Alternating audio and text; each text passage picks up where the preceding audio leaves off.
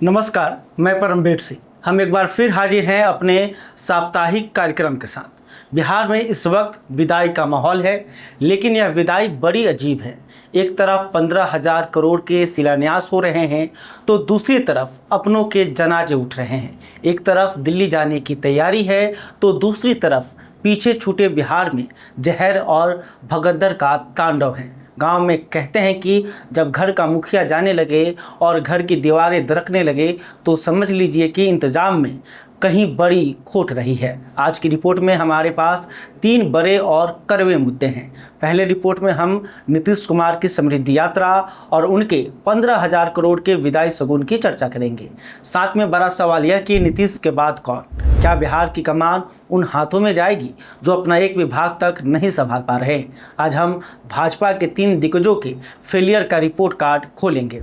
इसके बाद नालंदा की उस मौत वाली भगदड़ की बात करेंगे, जहां एक तरफ 2500 पुलिसकर्मी वीवीआईपी की सुरक्षा में तैनात थे, वहीं दूसरी तरफ 9 श्रद्धालुओं की लाशें सिस्टम की प्राथमिकता पर सवाल उठा रही हैं। क्या इस देश में आम आदमी की जान की कीमत सिर्फ एक नंबर बनकर रह गई है? हमारी तीसरी रिपोर्ट मोतिहारी का सबसे ताज़ा तरीन हत्याकांड के बारे में है, जिसमें अभी तक जहरीली शराब से 4 लोगों की मौत हुई है और 6 लोगों ने आंखों की रोशनी गंवा दी है। तो आइए शुरू करते हैं बिहार का साप्ताहिक विश्लेषण। 30 मार्च 2026 बिहार की राजनीति के कैलेंडर पर यह तारीख एक फुल स्टॉप की तरह दर्ज हो गई। इसी दिन नीतीश कुमार ने बिहार विधान परिषद यानी एमएलसी की सदस्यता से इस्तीफा दे दिया। मुख्यमंत्री तो वो अब भी हैं, लेकिन तकनीकी रूप से अब वो बिहार के किसी भी सदन के सदस्य नहीं रहे। संविधान की गलियों से रास्ता निकालकर वो सितंबर तक कुर्सी बचा सकते हैं, लेकिन नीतीश कुमार बचाने में नहीं बल्कि कुछ बड़ा छोड़कर जाने के मूड में दिख रहे हैं। दिलचस्प बात देखिए, इस्तीफा देने के बाद नेता अक्सर अपना बोरिया बिस्तर समेटते हैं, लेकिन नीतीश कुमार इन दिनों पटना की सड़कों पर और सरकारी प्रोजेक्ट्स के बीच कुछ ज़्यादा ही नजर आ रहे हैं। 28 मार्च को पटना के निर्माणाधीन प्रोजेक्ट्स का मुआयना, 30 मार्च को इस्तीफा देने के तुरंत बाद पटना यूनिवर्सिटी के नए प्रशासनिक और शैक्षणिक भवन का उद्घाटन और फिर 1 अप्रैल को वाल्मीकि परिसर में विपाड स्किल पार्क के दक्षता भवन का बारीकी से निरीक्षण। इससे भी पहले उनके राज्यसभा चुनाव लड़ने के चर्चाओं के बीच का समय देखें तो ऐसा लगा कि नीतीश कुमार ने जाने से पहले जैसे सुपर फास्ट गियर डाल दिया है। आंकड़े हैरान करने वाले हैं। फरवरी और मार्च के महीनों में उन्होंने सिर्फ 24 दिनों के भीतर बिहार के सभी 38 जिलों का दौरा कर लिया और इस सफ़र का वजन कितना है? 15,000 करोड़ रुपए। जी हाँ, जाते जाते नीतीश कुमार बिहार की झोली में 15,000 करोड़ की योजनाओं की सौगात डाल रहे हैं। लोग कहते हैं जब बेटी की विदाई तय हो जाए तो वो जाते जाते घर के एक एक कोने को सहेज कर देखना चाहती हैं। नीतीश जी का यह घूमना कुछ वैसा ही है। वो देखना चाहते हैं कि पिछले 20 सालों में उन्होंने जो पत्थर लगाए, जो इमारतें खड़ी की, वो उनके जाने के बाद कैसी दिखेंगी। यह सिर्फ निरीक्षण नहीं है, यह अपनी लीगेसी यानी कि विरासत को अंतिम रूप देने की कोशिश है। खबर पक्की है कि 10 अप्रैल को नीतीश कुमार राज्यसभा सदस्य के रूप में शपथ लेंगे। जानकारों का कहना है कि 14 अप्रैल को जब खरमास खत्म होगा तो बिहार की सत्ता में असली खेल शुरू होगा, लेकिन तब तक नीतीश कुमार रुकने वाले नहीं हैं। वो अधिकारियों को सख्त निर्देश दे रहे हैं, काम में तेजी लाने को कह रहे हैं। ऐसा लग रहा है जैसे वो चाहते हैं कि उनके दिल्ली जाने से पहले पटना मेट्रो और गंगा पथ जैसे बड़े प्रोजेक्ट्स उनके नाम के मुहर के साथ एक निर्णायक मोड़ पर पहुंच जाए। लेकिन इस विदाई दौरे के पीछे एक और कहानी चल रही है। पटना की सड़कों पर इन दिनों नीतीश कुमार के साथ साथ उनके बेटे निशांत कुमार के पोस्टर भी दिखने लगे हैं। जदयू के भीतर से जय निशांत तय निशांत जैसे नारे गूंजने लगे हैं। राजनीतिक गलियारों में चर्चा है कि नीतीश जी का यह घूमना दरअसल जमीन तैयार करना है उस नीतीश मॉडल के लिए जिसे वो अपने पीछे छोड़ जाना चाहते हैं, चाहे चेहरा कोई भी हो। यह दौरा एक संदेश है उन विरोधियों के लिए जो समझते हैं कि नीतीश कुमार रिटायर हो रहे हैं और उन सहयोगियों के लिए जो किंग मेकर से किंग बनने का सपना देख रहे हैं। नीतीश कुमार भले ही दिल्ली जा रहे हों, लेकिन उनकी नज़रें अभी भी पटना के हर उस पत्थर पर टिकी हैं जो उनकी कहानी कहता है। इधर पटना के राजनीतिक गलियारों में अब एक ही यक्ष प्रश्न हवा में तैर रहा है, नीतीश के बाद कौन। एक नाम जो इन दिनों खूब उछला वो है निशांत कुमार का। 8 मार्च को जदयू की सदस्यता लेने के बाद समर्थकों ने उन्हें भावी मुख्यमंत्री तक बता दिया, लेकिन बिहार की जमीनी हकीकत को समझने वाले जानते हैं कि निशांत का नाम सिर्फ एक भावुकता है, एक सुरक्षा कवच है ताकि जदयू बिखर न जाए। असली ताकत और असली दावा तो उस पार्टी का है जो पिछले 2 दशकों से बड़े भाई की भूमिका में आने के लिए छटपटा रही है, यानी भारतीय जनता पार्टी। बिहार में भाजपा ने करीब 2 दशकों तक नीतीश कुमार के साए में राजनीति की। सबसे बड़ी पार्टी होने के बावजूद, संगठन और संख्या बल होने के बावजूद उन्होंने हमेशा किंगमेकर की भूमिका निभाई। लेकिन 2026 का बिहार बदल चुका है।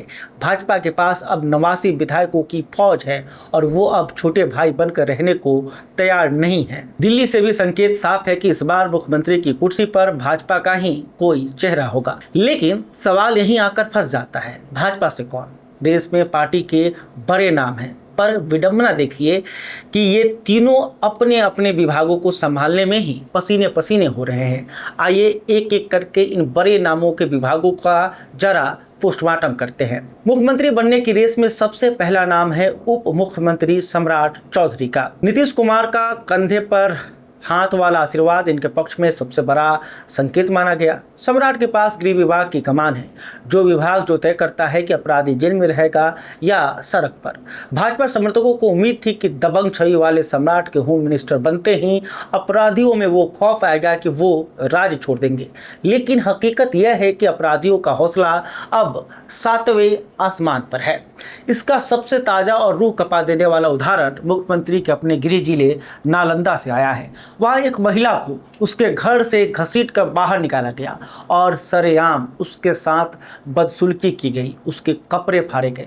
उस घटना का वीडियो जब सोशल मीडिया पर वायरल हुआ तो पूरे देश में बिहार की कानून व्यवस्था की थू थू हो गई।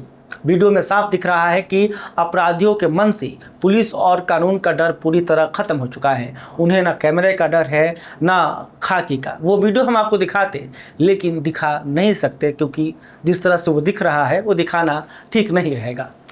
जब मुख्यमंत्री के प्रभाव वाले क्षेत्रों में ऐसी दरिंदगी सरेआम हो रही हो तो आम बिहारी खुद को सुरक्षित कैसे महसूस करेगा। सम्राट जी राजनीति के मंचों पर तो सम्राट की तरह दहाड़ते हैं, लेकिन जब बात पुलिस प्रशासन पर लगाम कसने की आती है तो उनकी पकड़ ढीली नजर आती है। थाने में आज भी आम आदमी की सुनवाई, पैरवी और सुविधा सुख की मोहताज है। इनके बाद जो दूसरा बड़ा नाम है वो है दूसरे डिप्टी सीएम विजय सिन्हा का। विजय कुमार सिन्हा के पास राजस्व एवं भूमि सुधार जैसा भारी भरकम विभाग है, लेकिन उनका हाल देखिए। नई सरकार बनने के बाद से ही परेशान हैं।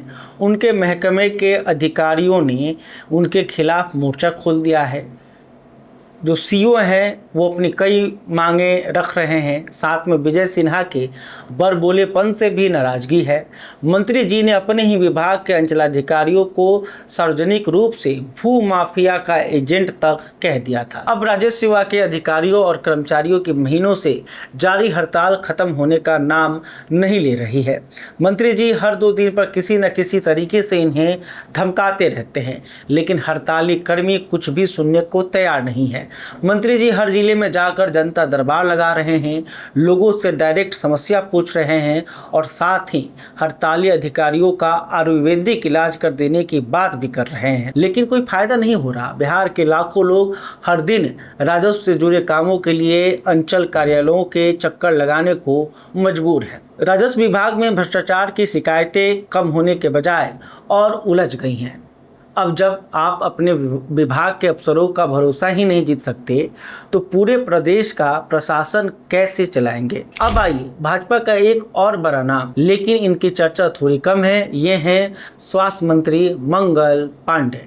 स्वास्थ्य मंत्री के रूप में वो 7 निश्चय 3 के तहत जिला अस्पतालों को सुपर स्पेशलिटी और हाईटेक बनाने के बड़े बड़े दावे करते थकते नहीं हैं। विज्ञापनों में नई इमारतें चमक रही हैं, लेकिन हकीकत देखनी हो तो बिहार के सबसे बड़े अस्पताल पीएमसीएच की दहलीज पर खड़ा होना पड़ता है। पीएमसीएच को विश्व स्तरीय बनाने का दावा तो सालों से हो रहा है, लेकिन वहां की अव्यवस्था अब जानलेवा साबित हो रही है। अभी हाल ही में पीएमसीएच में जो हुआ उसने इस विभाग की पूरी कलई खोल दी। कल्पना कीजिए, उसी अस्पताल की एक सीनियर नर्स जिसने अपनी पूरी जिंदगी उसी परिसर में मरीजों की सेवा में लगा दी, उसे अपनी ही बीमार सास के लिए एक अदद बेड का इंतजाम करने में पसीना छूट गया। घंटों की मिन्नतें और अपनी पहचान बताने के बावजूद उसे सिस्टम से कोई मदद नहीं मिली। जब सिस्टम के अपनों का यह हाल है तो उस गरीब किसान या मजदूर का क्या होता होगा जो बिहार के किसी सुदूर गांव से अंतिम उम्मीद लेकर पीएमसीएच आता है। लापरवाही की यह अकेली घटना नहीं है। हाल के दिनों में पीएमसीएच के इमरजेंसी वार्ड में स्ट्रेचर न मिलने के कारण मरीज के परिजनों द्वारा उसे गोद में उठाकर भागने की तस्वीरें और ऑक्सीजन की सप्लाई में अचानक आई तकनीकी खामी ने कई परिवारों की खुशियां छीन ली। मंगल पांडे जी विधानसभा में करोड़ों का बजट पढ़ते हैं, लेकिन जमीन पर हकीकत यह है कि आज भी बिहार का मध्यम वर्ग सरकारी अस्पताल के नाम से कांपता है, कांपता।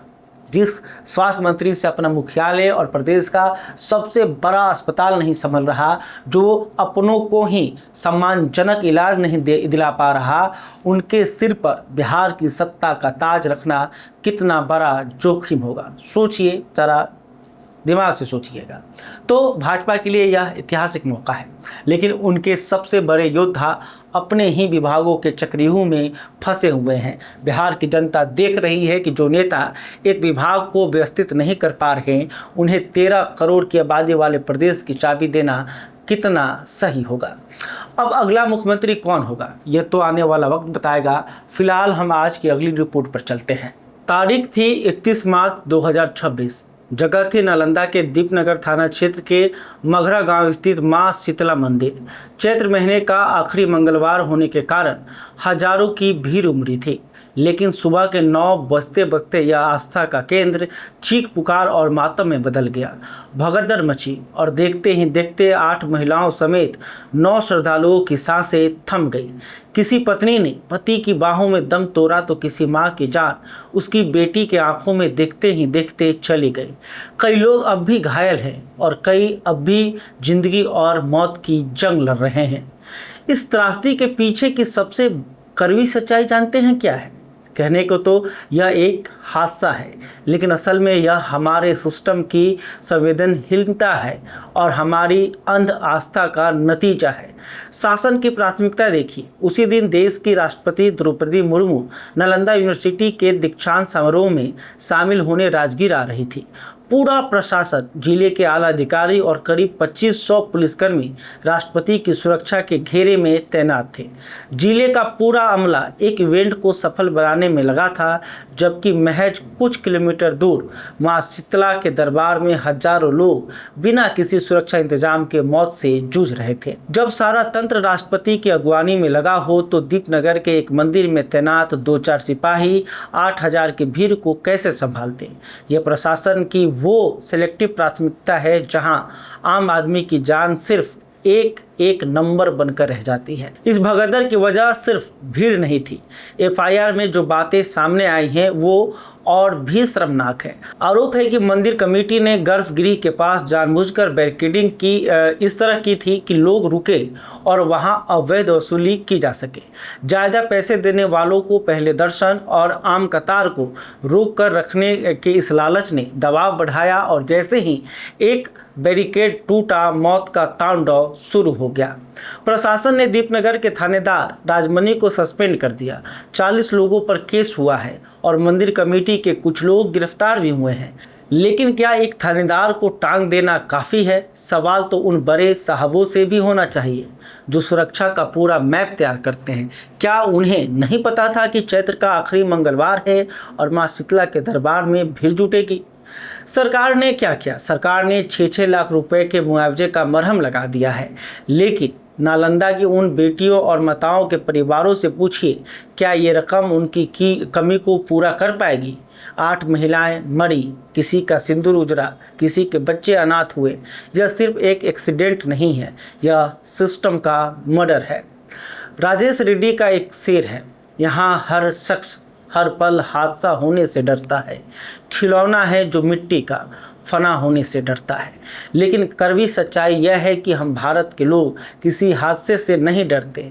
हम हर त्यौहार, हर सीजन में भीड़ की शक्ल में निकल पड़ते हैं अगले हादसे का शिकार होने के लिए। हमें लगता है कि हमारा सरनेम बड़ा है, हमारी पहुंच ऊपर तक है, हमारी जाति का दबदबा है, या हम किसी बड़े पद पर हैं तो हमें कुछ नहीं होगा। लेकिन याद रखिए, जब भगदड़ मचती है, जब कोई पुल गिरता है या कोई फ्लाईओवर ढहता है, तब आपकी पहुंच, पैरवी, पैसा और पद कुछ काम नहीं आता। उस भीड़ में जब दम घुटता है तो ना नेता बचाने आता है, ना अफसर, और ना ही आपकी वो जाति जिस पर आप इतने इतराते हैं। हमें समझना होगा कि इस देश में हमारी जान की कीमत बहुत कम है। कहीं कोई एक आदमी जो सिर्फ एक दिन अपनी जिम्मेदारी ठीक से नहीं निभाता, वहाँ सैकड़ों लोगों की मौत की वजह बन जाता है। कभी खुला मैनहोल, कभी अधूरा पुल, और कभी मंदिर की ये भीड़। इसलिए अब वक्त आ गया है कि हम खुद सचेत हो। अगर सुरक्षित रहना है तो खुद को भीड़ का हिस्सा बनने से बचाइए, खासकर उन जगहों पर जहां प्रशासन की व्यवस्था सिर्फ कागजों पर हो, क्योंकि जान जाने के लिए बस एक हादसे की देर है, और उस हादसे के बाद सरकार सिर्फ मुआवजे का चेक थमाएगी, आपका इंसान वापस नहीं लाएगी। नालंदा की इस वारदात में तो पीड़ित परिवारों को सरकार ने मुआवजा भी दे दिया, लेकिन बिहार के दूसरे हिस्से में कुछ एक और घटना में कई लोगों की जान गई, और यहाँ तो सरकार मुआवजा भी नहीं देगी, क्योंकि यहाँ तो मरने वाले सरकार की नज़रों में ही अपराधी है, क्योंकि उन्होंने सस्ते में मिलने वाली देसी शराब पीने का अपराध किया है। जी हाँ, अब बात पूर्वी चंपारण में हुए एक और जहरीली शराब कांड की। सरकारी रिकॉर्ड में इसे संदिग्ध परिस्थितियों में मौत कहा जाएगा, लेकिन असलियत यह है कि मोतिहारी के परसौना के रघुनाथपुर में जो हुआ वो मौत नहीं बल्कि सुनियोजित हत्याकांड है। इस हत्याकांड का मुख्य आरोपी कोई एक धंधेबाज नहीं बल्कि बिहार का वो भ्रष्ट सरकारी तंत्र है जिसकी नाक के नीचे मौत का यह कारोबार फल फूल रहा है। नीतीश कुमार जब दिल्ली जाने की तैयारी कर रहे हैं तो वो अपनी लीगेसी यानी विरासत की बड़ी बड़ी बातें कर रहे हैं, लेकिन सच तो यह है कि उनके सफ़ेद झकझक सियासी लिबास पर शराबबंदी एक ऐसा काला धब्बा है जिसे इतिहास कभी नहीं धो पाएगा। पिछले एक दशक में यह एक तरफा जिद बिहार पर थोपी गई है। नेता मन से दहाड़ते हैं कि जो पिएगा वो मरेगा और गलत करने वाले जेल जाएंगे, लेकिन सवाल यह है कि शराब बन्नी रुक क्यों नहीं रही।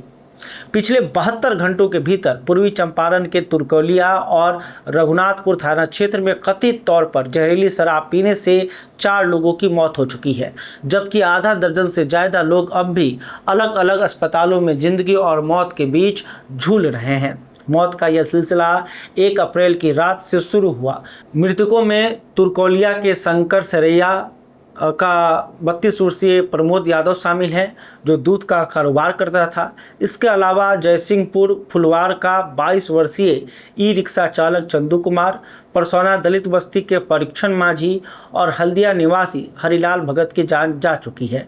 परिजनों का रो रो कर बुरा हाल है और उनका साफ कहना है कि इन लोगों ने गांव में ही बिक रही शराब का सेवन किया था। वहीं करीब 7 लोग अब भी निजी अस्पतालों में भर्ती हैं तो कोई सदर अस्पताल में भर्ती है। प्रशासन को डर है कि मौत का आंकड़ा और बढ़ सकता है, क्योंकि कई लोग कार्रवाई के डर से अपनी बीमारी छिपा रहे हैं।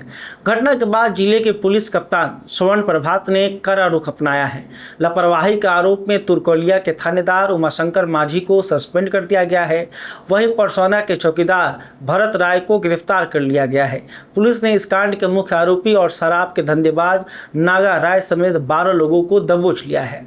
यही नहीं, पिपराकोटी के सलेमपुर में छापेमारी के दौरान पुलिस ने एक नाले से 27 जर्किन स्पिरिट बरामद की है। यह वही कच्चा माल है जिससे मौत का जहर तैयार कर गांव में सप्लाई किया जा रहा था।